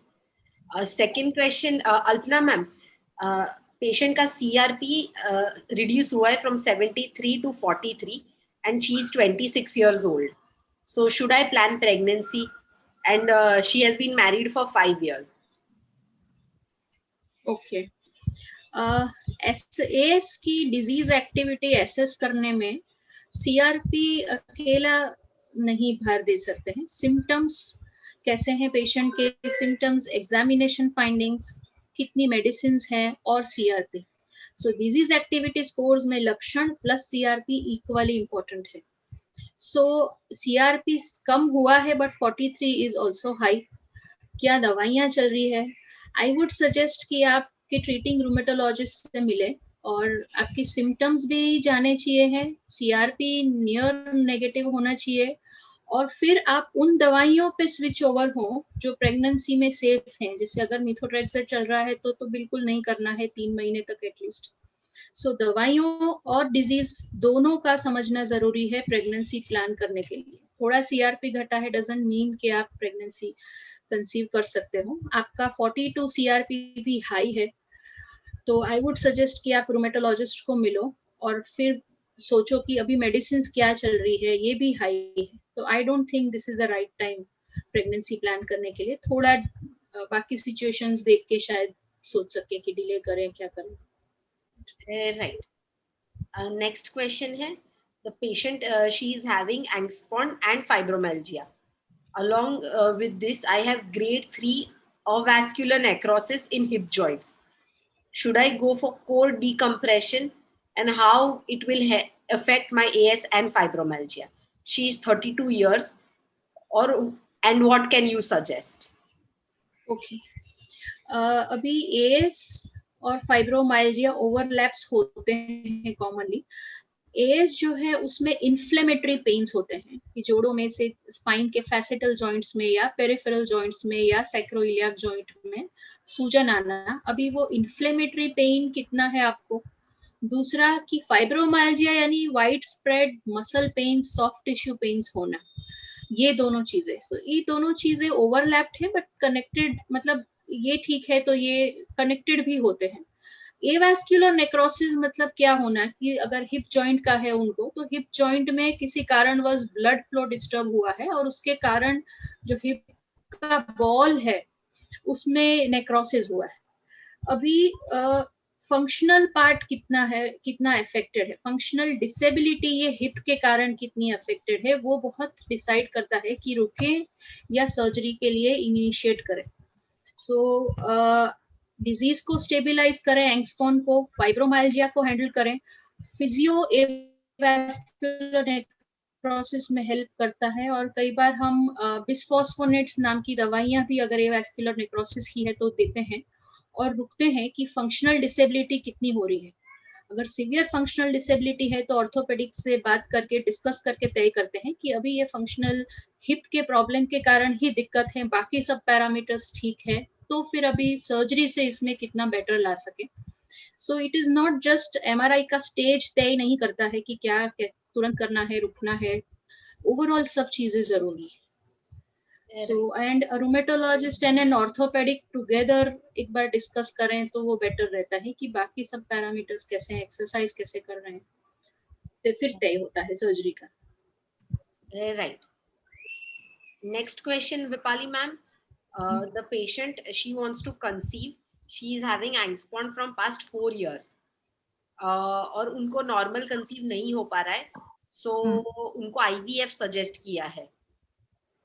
तो डायरेक्टली हाँ, आईवीएफ सजेस्ट किया है and she has not written the reasons, so she is asking should I take the HCG drugs with the एंग्स्पॉन medicines? She can, HCG से can take. HCG तो body में होता है, प्रेगनेंसी से प्रेगनेंसी हार्मोन्स, प्रेगनेंसी रुकने के बाद एचसीजी तो होना ही है, तो ही प्रॉपर प्रेगनेंसी आगे बढ़ेगी, तो HCG she can have it. Right, and should she go for IVF? उसका आंसर मैं अभी नहीं दे सकती, बिकॉज उसकी जो रिपोर्ट से मुझे देखने पड़े कि आईवीएफ क्या क्यों करना है, उसके कितना वर्कअप हुआ है, उसका लैंडोस्कोपी हुई, ट्यूबर ब्लॉक है, हस्बैंड फैक्टर है, उसका ओवुलेटरी फैक्टर है, क्या फैक्टर है, वो सब देखना है। अगर उसने सब फैक्टर रूल आउट कर लिए हैं तो इनफर्टिलिटी में जैसे आईवीएफ से कंसीव हो, आईयूएस से कंसीव हो, no issue, naturally conceive outcome तो सेम ही रहता है। ऐसा नहीं कि आईवीएफ से कंसीव होते हैं तो डिफरेंट प्रेगनेंसी आउटकम होता है, ऐसा कुछ नहीं होता है। This is only the method of how she is conceiving, it doesn't matter, she can go for right if after rheumatologist consult ki disease in remission. Right. Next question is, I am 2 months pregnant, I have higher disease activity, can it reduce fertility and is associated with higher probability of negative outcomes, such as preterm labor or low birth weight. Actually आप fertility affect करेंगे ऐसा पूछा है. आप 2 months pregnant हो तो fertility का issue तो चला गया. यू ऑलरेडी आर प्रेग्नेंट तो फर्टिलिटी का इशू आपका चला गया. हाँ, हाई डिजीज हमने वही बोला कि आपका डिजीज एक्टिविटी कम होने के बाद ही प्रेगनेंसी कंसीव करते हो तो एज 90% लाइक नॉर्मल आउटकम होता है. डिजीज एक्टिविटी ज्यादा होता है तो more complication, there are bound to be more complications. Preterm IUGR उसमें कॉमन होता है. PIH ब्लड प्रेशर जो प्रेगनेंसी में बढ़ता है, प्रेगनेंसी हाइपरटेंशन, उसके चांसेस थोड़ा ज्यादा होते हैं. Right. Next question is, should I stop my uveitis medicines if I'm planning pregnancy? कितने टाइम से uveitis है वो लिखा नहीं है. अल्पना मैम. यूवियाइटिस में जैसे डिजीज यूजुअली हम रेमिशन के बाद भी 1 आध साल शुरू रखते हैं और फिर स्लोली टेपर करते हैं. अगेन डिपेंड करता है कि कितना सीवियर आई प्रॉब्लम था. ये 1 year is not a standard thing, क्योंकि ये ड्यूरेशन ऑफ टेपरिंग बहुत क्लियर नहीं है रूमेटोलॉजी में, हाउ फास्ट यू टेपर. सो बीमारी की तीव्रता के अनुसार भी वो तय होता है. बट बहुत सारी दवाइयां अगर जरूरत पड़े कि बहुत ट्रबलिंग यूवियाइटिस था, मुश्किल से कंट्रोल हुआ है और जरूरत पड़े तो कंटिन्यू कर सकते हैं. जैसे मैंने कहा सैलाजोपाइरिन भी सेफ है और कई बार हम एजोरान भी देते हैं यूवियाइटिस में लिए. वो जॉइंट्स में इतना हेल्प नहीं करती, बट आई में it is a wonderful drug and azathioprine is also safe in pregnancy.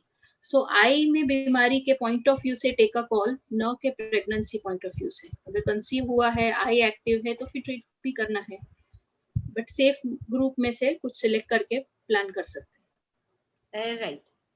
Next question है, डॉक्टर ने बोला है मेडिसिन असर नहीं कर रही है तो इंजेक्शंस लेने पड़ेंगे.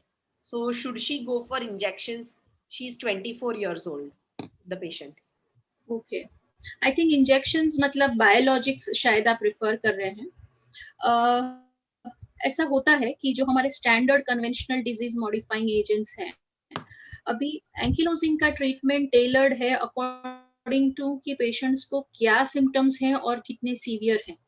जैसे पेरिफेरल आर्थराइटिस है तो मिथोट्रेक्सेट और कई सारी दवाइयों के ऑप्शंस हैं. लेकिन सिर्फ स्पाइनल पेन हो, कि सिर्फ रीढ़ की हड्डियों का सीवियर पेन हो, तो उसमें ऑप्शंस बहुत कम है.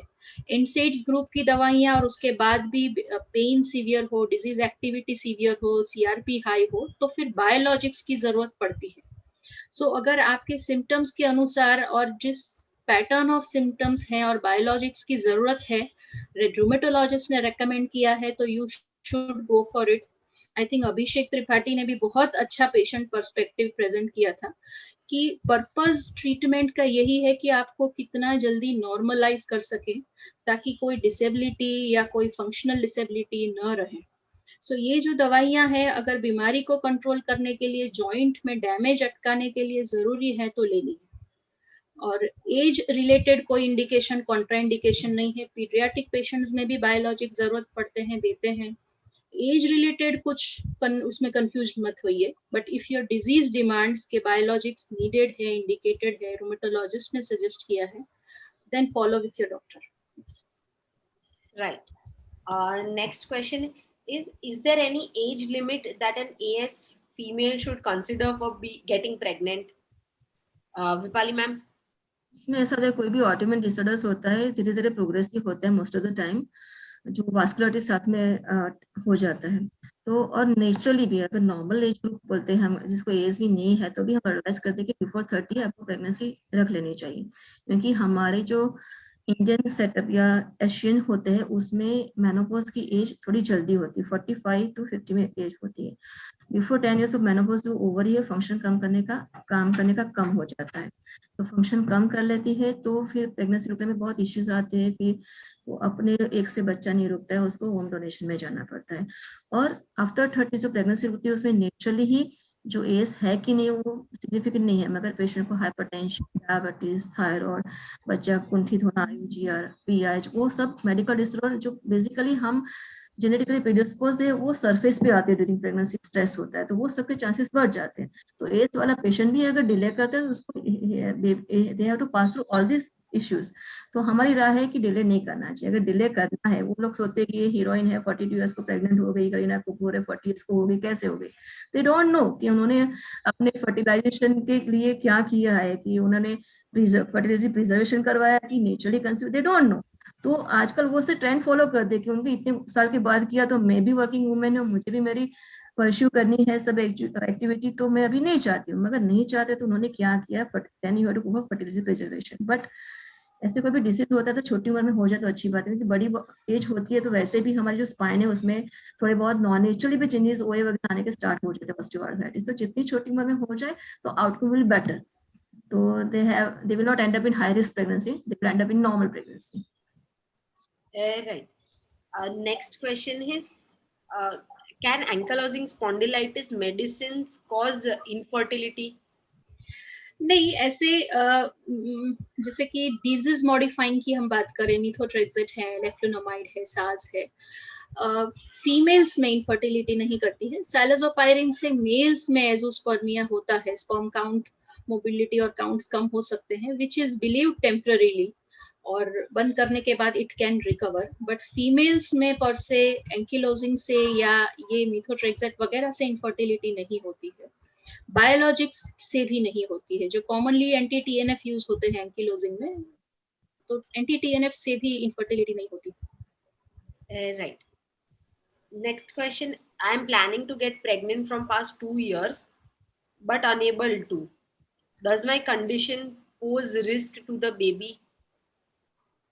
I think there are two questions. जो तो क्वेश्चंस, अगर बच्चा नहीं रुक रहा है तो you have to go to your gynaecologist, you have to do proper work कर, जैसे यार फॉलिकल अच्छे से बन रहा है कि नहीं, बच्चे बन रहे हैं कि नहीं, हस्बैंड के सेमेन नॉर्मल है कि नहीं, अगर एवरीथिंग इज नॉर्मल तो कोई ट्यूब्स नॉर्मल है कि नहीं, अगर एवरीथिंग इज नॉर्मल, ट्यूब्स भी नॉर्मल है तो क्यों नहीं हो रहा है, एंडोस्कोपी हुई है कि नहीं, वो सब देखने के बाद ही बता सकते हैं कि आप कंसीव क्यों नहीं हो रहे हो।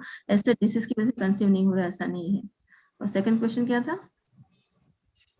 Will that pose any risk to the baby? नहीं, हमने अभी डिस्कस आउट किया ही कि एज से कुछ रिस्क नहीं होना चाहिए, नहीं होता है। जो सर्टेन ड्रग्स है वो तो हम बिफोर प्लानिंग प्रेगनेंसी हम अवॉइड कर लेते हैं, ऐसे रिस्क नहीं होता है। 90% में नियर नॉर्मल आउटकम ही होता है। Right. Next question is, does having AS increase my risk of pregnancy complication? It's repeated. No. Yeah. In the bracket, before planning pregnancy और disease should be well control, वो बारी बारी से patient के दिमाग में लगाना है। True. Next question is, can I have a vaginal delivery with Anspon? Of course you can have it. Okay. Next question is, will I be able to have an epidural during delivery? Ma'am, please explain what is epidural also.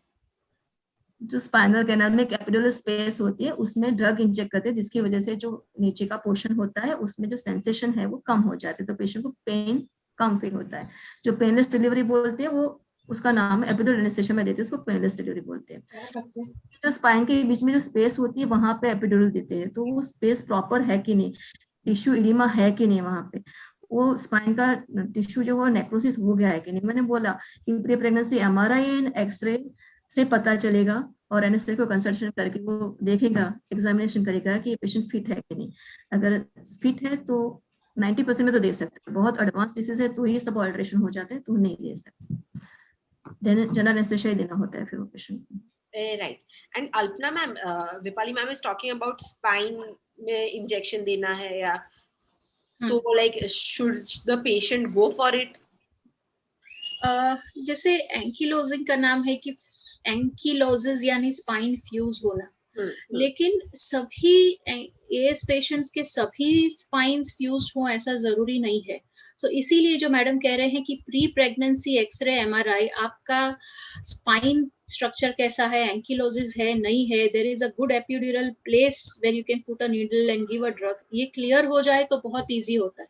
जरूरी नहीं है कि आपके सब fuse हो गए हों, कई बार सेगमेंटल भी होता है एंकिलोजिंग में कि पूरा MRI देखेंगे तो सिर्फ डॉर्सल 3-4 फ्यूज्ड हैं, लंबर तो अच्छा है, फ्लेक्सिबल है।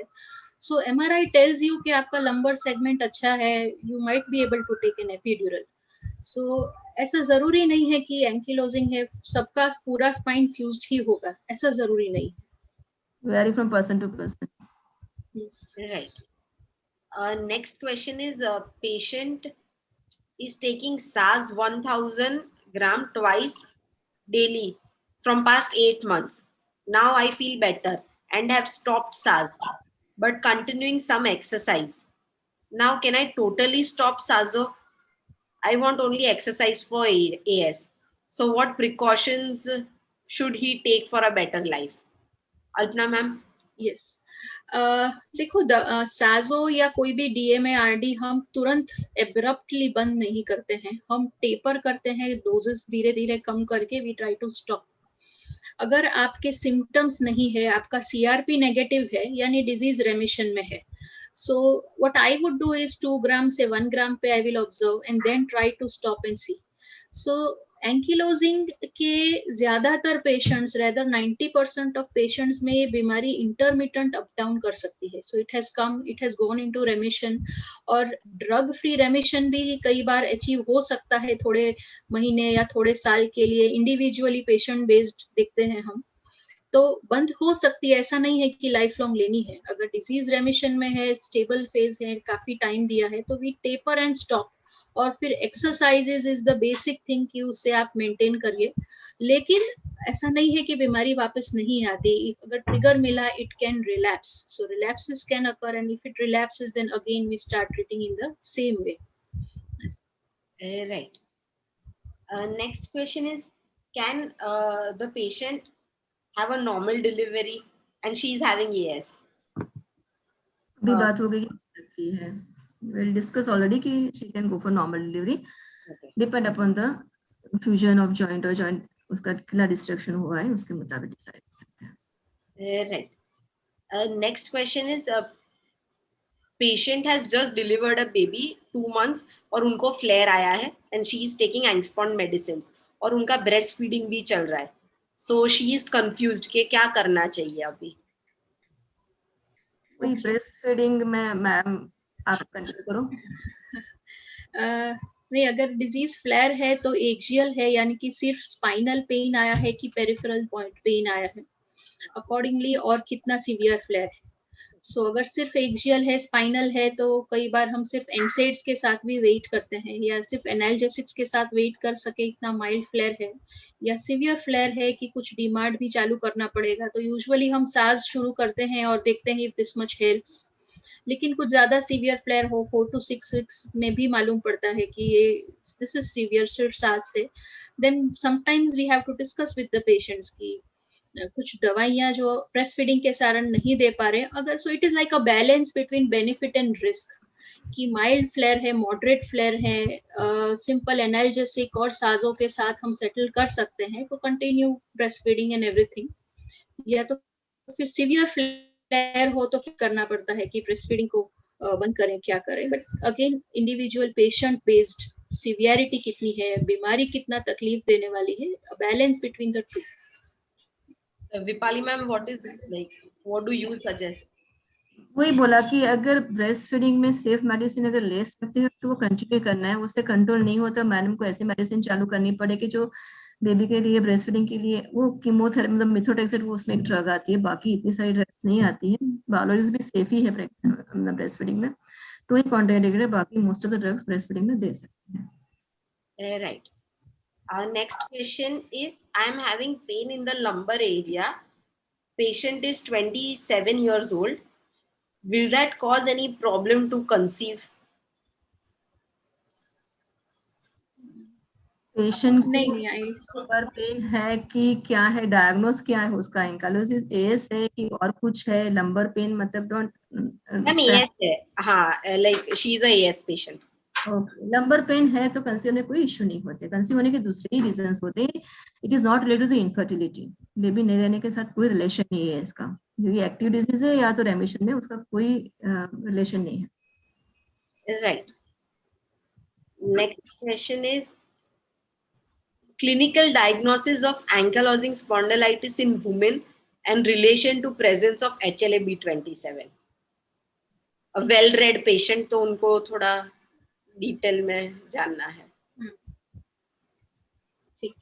क्लिनिकल सिम्टम्स आई थिंक हमने बात भी की है बीच में, बट जो हमारे लिए पेन का कैरेक्टरिस्टिक है। यूजुअली हिस्ट्री को हम सबसे ज्यादा इंपॉर्टेंस देते हैं डायग्नोसिस में, कि नेचर ऑफ पेन कैसा है, से इंटरमिटेंट लंबर या ग्लूटियल एरिया का, या कभी डोर्सल मतलब पीठ में या गर्दन में अगर इन्फ्लेमेटरी पेन यानी कि आधी रात के बाद पेन सीवियर होता है, सो जाए फिर 3-4 बजे बाद पेन शुरू होना इन एरियाज में, सुबह उठने में बहुत सीवियर पेन होना विथ स्टिफनेस, उठ के पौना घंटा लगना to get better, if this is the classical history तो ये इन्फ्लेमेटरी पेन है। और स्पाइनल एरियाज में है, से एंथीजियल साइट्स में है यानी कि कोस्टल पेन है, हील में है, नी में भी एंथीजियल है, या फिर पेरिफेरल आर्थराइटिस है। पेरिफेरल आर्थराइटिस यानी घुटनों में कुछ सूजन आ गया, स्वेलिंग आया, कभी एंकल में स्वेलिंग आया, उंगलियों के या पाँव या अंगूठों के जोड़ों में दर्द, सूजन और जकड़न, और दर्द का प्रकार इसी प्रकार का कि सुबह आराम करके उठो और बहुत स्टिफनेस लगना।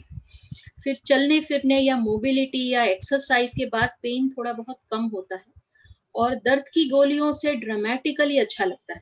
ये भी बहुत इंपॉर्टेंट क्लिनिकल हिस्ट्री है। ये नेचर का पेन हो तो ऑलमोस्ट क्लिनिकली स्ट्रॉन्ग बन ही जाता है सस्पिशन कि ये एंकिलोजिंग का पेन है। कंफर्मेशन में अगर ये पेन हो और उसके साथ में या तो एमआरआई में सैक्रोइलियाक जोड़ में इन्फ्लेमेशन मिले या फिर HLA-B27 मिले, दोनों में से एक चीज जुड़ जाए तो एंकिलोजिंग स्पॉन्डिलोआर्थराइटिस का डायग्नोसिस कंफर्म हो जाए। सो हर बार HLA-B27 का पॉजिटिव होना जरूरी नहीं है डायग्नोसिस को फ्रेम करने के लिए, क्योंकि हर एक एंकिलोजिंग पेशेंट्स में HLA-B27 पॉजिटिव नहीं होता है, और इवन HLA-B27 पॉजिटिव हो उनको भी एंकिलोजिंग हो ऐसा जरूरी नहीं है। So even that is important. So history और साथ में दोनों में से एक क्लू मिले तो डायग्नोसिस बन जाता है। फीमेल्स में थियोरेटिकली देखा गया है कि HLA-B27 की पॉजिटिविटी रेट थोड़ी कम है पुरुषों से, but this is something theoretical. Clinically in the OPD symptoms और दोनों में से एक चीज आया तो फिर diagnosis is confirmed. Right. Ma'am, next question is, I have gut problem. If I take Indocap, it increases.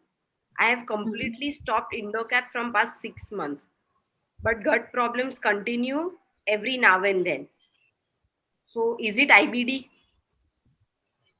Absolutely.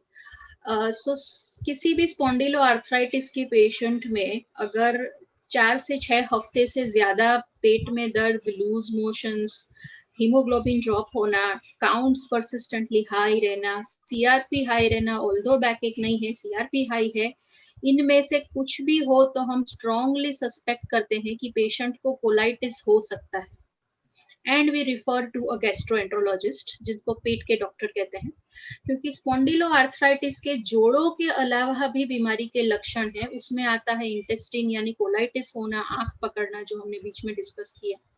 सो अगर आपके पेट के सिम्टम्स परसिस्टेंट है, अगर उसमें एडिशनली लूज मोशंस है, हीमोग्लोबिन ड्रॉपिंग है, तो स्ट्रॉन्ग बन जाता है सस्पिशन कि ये कोलाइटिस हो सकता है। तो एक बार गैस्ट्रोएंट्रोलॉजिस्ट को रिव्यू कराने से हेल्पफुल रहता है। Right. Next question is, I have, like the patient has read कि जो women जिनको AS है, they take corticosteroids during the second trimester were having more chance to give birth prematurely, and she wants to understand what is corticosteroid. Dipali ma'am. Okay. Corticosteroid steroids ही होते हैं जो patient में activities होता है, दूसरी simple drug से control में नहीं आता, उसको स्टेरॉइड्स देना होता है। प्रेगनेंसी के दरमियान लो डोज स्टेरॉइड चलता है, लेस देन 10 मिलीग्राम पर बॉडी मतलब पर डे डोज होता है, तो इतने डोज से पेशेंट को इतने कोई सारे कॉम्प्लिकेशंस नहीं होते हैं। तो हाई डोज स्टेरॉइड्स देते हैं तो उसकी वजह से उसको प्रेगनेंसी में डायबिटीज, प्रेगनेंसी में ब्लड प्रेशर, डायबिटीज की वजह से थोड़ी इन्फेक्टिव पैथोलॉजी होती है, इसकी वजह से प्रीमैच्योर डिलीवरी की और बेबी छोटा होना, वो सब पॉसिबिलिटीज ज्यादा हो जाते हैं जो हाई डोज में होते हैं। There are chances, there are increased chances of having this much of complications. Right. Next question is, I have hunched back. Can my spine be normal if I take proper medicines and exercise? Okay. जो forward stoop posture बनता है हंच्ड back, वो ज्यादातर मतलब at least 7-8 साल long duration की बीमारियों के पेशेंट्स में ये डिफॉर्मिटी देखते हैं, और स्पाइन के फ्यूजन से होते हैं। जैसे अपनी रीढ़ की हड्डी है गर्दन से टेल बोन तक, दे आर ऑल जॉइंट, उनके बीच में जॉइंट्स हैं और उनमें फिर फ्यूजन होता है एंकिलोजिंग में, और उसके कारण थोड़ा फॉरवर्ड स्टूप और फिक्स पोस्चर हो जाता है, बैक की फ्लेक्सिबिलिटी चली जाती है। सो अगर ये लॉन्ग ड्यूरेशन है, ऑलरेडी फ्यूज्ड है, तो बहुत पोस्चर करेक्शन नहीं होता है, लेकिन हम फिर भी देखते हैं कि इन्फ्लेमेटरी पेन, बीमारी का इन्फ्लेमेशन कम करो, बीमारी को स्टेबिलाइज करो और regular good physiotherapy guided exercise करो, काफी हद तक करेक्ट होता है। बट पूरा अगर झुक गए हैं तो सीधा होने का चांस पूरा कम है, but whatever percent of improvement we can achieve, exercise help करता है। पोस्चर करेक्शन एक्सरसाइजेस हमेशा करें, सीआरपी को और सिम्टम्स को ध्यान में रखे ट्रीटमेंट रखें, तो वो मदद करता है। बट पॉसिबल नहीं है कि पूरा सीधा हो जाए, फ्लेक्सिबल बैक हो जाए, वो नहीं पॉसिबल हो पाता है कई बार। Right, next question is, AS में हीमोग्लोबिन हमेशा कम रहता है, क्या मेरा हमेशा 9 ही रहता है? हर haemoglobin might be 9 always. No, ऐसा जरूरी नहीं है। अगर डिजीज बहुत एक्टिव हो शरीर में, जब इन्फ्लेमेशन होता है तब एनीमिया हो सकता है, बट अगर बीमारी स्टेबल है तो हीमोग्लोबिन नॉर्मल ही होना चाहिए। फिर दूसरे कारण है कि आपको क्या आयरन की कमी है या विटामिन की कमी है या कुछ और कारण है जो कॉमन अनीमिया के कारण है, उसमें देखना चाहिए। दूसरा, जैसे मैंने कहा कि अगर हीमोग्लोबिन फॉल हो रहा है कि 11 था 10 9 हुआ, बीच बीच में डायरिया हो रहा है, तो हम कोलाइटिस एक रूल आउट कराते हैं। बट अगर कोलाइटिस भी नहीं है, बीमारी स्टेबल है, सीआरपी ठीक है, तो फिर जो अदर अनीमिया के कारण है, आयरन डेफिशिएंसी वगैरह को ट्रीट करके नॉर्मल कर सकते हैं। एएस से ऐसा नहीं है कि हमेशा कम रहेगा, ऐसा नहीं, that is wrong. Right, Vipali ma'am, what do you suggest? Everyone knows haemoglobin females में काफी बार कम रहता है, so what are the ways increase करने के लिए? सब लोग तो डाइट में हीमोग्लोबिन को मिले ऐसी सब चीजें इंक्लूड करनी चाहिए। प्रेगनेंसी में स्पेसिफिक बात करी हूँ कि जो भी आयरन रिच फूड होता है, कि हमने बोला कि चलो डेट्स खा लो, आप एप्पल खा लो, बाजरा खा लो, वो बोलते कि सब चीजें गर्म पड़ती, अंजीर खा लो, ड्राई फ्रूट्स खा लो, बोले गर्म पड़ती नहीं खा सकते, इससे गर्म ठंडा कुछ भी नहीं होता है। जितनी भी आयरन रिच चीज हमारे जो गुजराती डाइट में होती है, हमारी बैलेंस डाइट में होती है, वो सब वो जो बूढ़े बुजुर्ग होते बोले कि ये तो नहीं खा सकते ना, हर रोज 2 डेट्स खाओ, हर रोज 2 अंजीर खा के दूध में डाल के खा लो। नहीं मैडम, हमारे मैडम बोलते हैं कि बच्चा गिर जाएगा उससे। मैंने बोला बच्चा गिरता हो तो एमटीपी पिल्स निकलती ही नहीं, उससे गिरवा लेते हैं। मगर बहुत सारे मिथ्स है उसको ओवरकम करने के लिए। और आज के जमाने में क्या है कि फर्स्ट 3 मंथ्स की प्रेगनेंसी होती है, तो मैं अभी प्रेगनेंसी रिलेटेड बात कर रही हूँ, तो पेशेंट को क्या रहता है कि एकदम डिस्ट्रेस हो जाता है, कि टेस्ट वाटर हो जाता है, उसको ये सब जो हेल्दी चीजें अच्छी नहीं लगती, स्ट्रीट फूड फास्ट फूड वही अच्छा लगता है, और उसके साथ नौशा वोमिटिंग होती है, तो ये सब उसकी वजह से भी होता है। और अगर नहीं भी है फिर भी ये फॉल्टी डाइटरी हैबिट्स तो सब में है। और समटाइम्स हम बोले माल एब्सॉर्प्शन सिंड्रोम भी बहुत कॉमन है, और हमारे में फॉलिक एसिड B12 डेफिशिएंसी भी बहुत ज्यादा होती है, उसकी वजह से भी एक अनीमिया जल्दी क्योर नहीं होता है। कि पेशेंट आयरन ले रहे हैं साथ में फॉलिक एसिड B12 नहीं ले रहा है, तो उसका आयरन मतलब anaemia is not going to cure, ऐसा। Right, next question is, patient has asked fractures in elderly females, what are the causes and how to prevent it?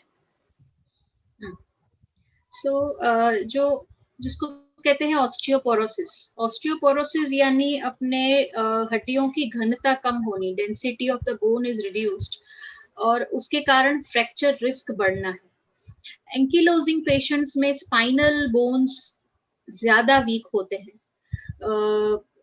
जहां भी सूजन होता है, इन्फ्लेमेशन होता है, वो ट्रिगर करता है बोन रिसॉर्प्शन का, इसलिए स्पाइनल रीढ़ की हड्डियां उनकी ज्यादा वीक है नॉर्मल लोगों के हिसाब से। और जो स्त्रियों में मीनोपॉजल है, जैसे मैडम ने कहा कि एस्ट्रोजन बहुत सारे शरीर के फंक्शंस करता है, उसमें एक है बोन हेल्थ, तो एस्ट्रोजन के चले जाने से बोन भी वीक हो जाते हैं। ऑस्टियोपोरोसिस का बहुत बड़ा रिस्क फैक्टर है। बाकी सब रिस्क फैक्टर हैं, जैसे न्यूट्रिशनली है, एक्सरसाइज, बेसिक आपकी बोन हेल्थ कैसी थी यंगर एज से अभी तक, वो सब चीजें तय करती है कि आपकी बोन हेल्थ पोस्ट मेनोपॉजल कैसी है, और आपको ऑस्टियोपोरोसिस है, और है तो माइल्ड है कि सीवियर है। और फिर उसका ट्रीटमेंट भी है, अगर सीवियर है, फ्रैक्चर रिस्क ज्यादा है, कभी स्पाइनल फ्रैक्चर्स या लार्ज जॉइंट फ्रैक्चर्स हुए हैं विच वर विथ माइनर ट्रॉमा, तो उस तरह से उसकी ट्रीटमेंट भी है ऑस्टियोपोरोसिस की, जो कई बार देनी पड़ती है to prevent further fracture risk, या थोड़ा फ्रैक्चर रिस्क काफी हद तक कम करने में मदद करती है। तो वो ओवरऑल तय करते हैं ट्रीटिंग फिजिशियंस, रूमेटोलॉजिस्ट हमेशा बोन हेल्थ हमारे पेरीमिनोपॉजल पेशेंट्स में देख ही लेते हैं कि कैसा है, क्या करना है। Right. We'll take up 2-3 last questions because अभी Dipali madam wants to add something. हाँ sure. बोन हेल्थ के बारे में एक उसका जो बोलते हैं प्रिवेंशन कैसे करते हैं, प्रेगनेंसी रिलेटेड इसमें बोलना चाहूंगी कि during pregnancy and lactation iron and calcium requirements are there. तो डिलीवरी में तो ले लेते हैं, मगर पोस्टपार्टम जो पोस्ट डिलीवरी जब लैक्टेशन चालू होता है तभी भी कैल्शियम रिक्वायरमेंट बहुत ही ज्यादा होती है। उसी टाइम मोस्ट पेशेंट कैल्शियम नहीं लेते, तो कैल्शियम बैंक डिप्लेनिश हो जाती है और उससे जो ऑस्टियोपोरोसिस है वो थोड़ा ऑगमेंट हो जाता है। तो ये एक पॉइंट है कि कैल्शियम बैंक आपको प्रिजर्व रखनी है। पोस्टपार्टम भी आपको कैल्शियम लेना है जब तक आप बेबी को ब्रेस्ट फीड करवा रहे हैं। Right. एंड मेनोपॉज जो पेशेंट वल्नरेबल है कि जो उसको देखा कि आपको एएस है, उसके स्पाइन में इश्यू है, तो ये वल्नरेबल फॉर ऑस्टियोपोरोसिस है। तो जैसे मेनोपॉज स्टार्ट होता है, मेनोपॉज के फर्स्ट 5 इयर्स में अगर हार्मोन ट्रीटमेंट देते हो तो उसकी ऑस्टियोपोरोसिस थोड़ा प्रोलॉन्ग हो जाता है उसका प्रोग्रेशन। Right. मैम एक क्वेश्चन आया है, patient is has juvenile arthritis, 16 years of age, she is having PCOD and juvenile arthritis, so what care she should take? PCOD juvenile arthritis का तो मैडम बता देगी और क्या है, मगर पीसीओडी मैं बता रही हूँ। पीसीओडी में क्या होता है कि first, second and third line of treatment is lifestyle modification. Patient overweight है तो उसको वेट रिड्यूस करना ही है, डाइट कंट्रोल करे, डाइट मॉडिफिकेशन करे, एक्सरसाइज करे, फिजियोथेरेपी करे, कुछ भी करके उसको वेट रिडक्शन करना है, वही मेन ट्रीटमेंट होती है। उसके बाद फिर ट्रीटमेंट आती है जैसे मेटफॉर्मिन है, ओरल कॉन्ट्रासेप्टिव पिल्स उसको कंट्रोल करने की, मगर first, second and third line of treatment. और जुवेनाइल में तो मेडिसिन का ऐसे लास्ट रिसोर्ट ही यूज करना है, उसको बस काउंसलिंग करके लाइफस्टाइल मॉडिफिकेशन और जंक फूड स्पेशली अवॉइड करना है। जंक फूड में हाईली एस्ट्रोजेनिक होता है, उसकी वजह से पीसीओडी अग्रावेट होता है। कि पुराने पीसीओडी के बहुत कम चांसेस थे, बहुत कम रेशियो थे, बहुत ही कम इंसिडेंस थे, मगर फास्ट फूड आने के बाद उसका इंसिडेंस बहुत ही बढ़ गया है। एंड मैम फिर वो कम हो जाता है या खत्म हो जाता है, या हाउ डज रिडक्शन से नॉर्मल हो जाता है, हार्मोन इंबैलेंस नॉर्मल हो जाता है, just get normal. Right okay. ये क्वेश्चन 4-5 बार आया है, so I am asking again, can ankylosing spondylitis patients make the female infertile? उसका इतने बहुत सारे स्टडी हुए, कोई रिलेशन ही नहीं है कि इनफर्टिलिटी होती है। कई बार पेशेंट को साइकोसेक्सुअल इश्यूज होते हैं, उसकी वजह से होती है, उसके भी वेज आउट होते ही है, मगर इससे डायरेक्ट उसका कोई नहीं है कि ये है तो एक होना ही है। इनफर्टिलिटी का नॉर्मल पेशेंट तक ही इनफर्टिलिटी इश्यूज होते हैं, दूसरे नहीं होते। Right okay. अभी भी थोड़े क्वेश्चंस हैं, but I will ask you over emails and message, and हम लोग पेशेंट्स को आंसर कर देंगे। सो और जिसके भी क्वेश्चंस बाकी रहे हैं, we are really sorry, but we will cover it and we'll answer your queries. Thank you Vipali ma'am and thank you Alpna ma'am, Sunday को आप टाइम निकाल के आए। Thank you everyone, have a good day.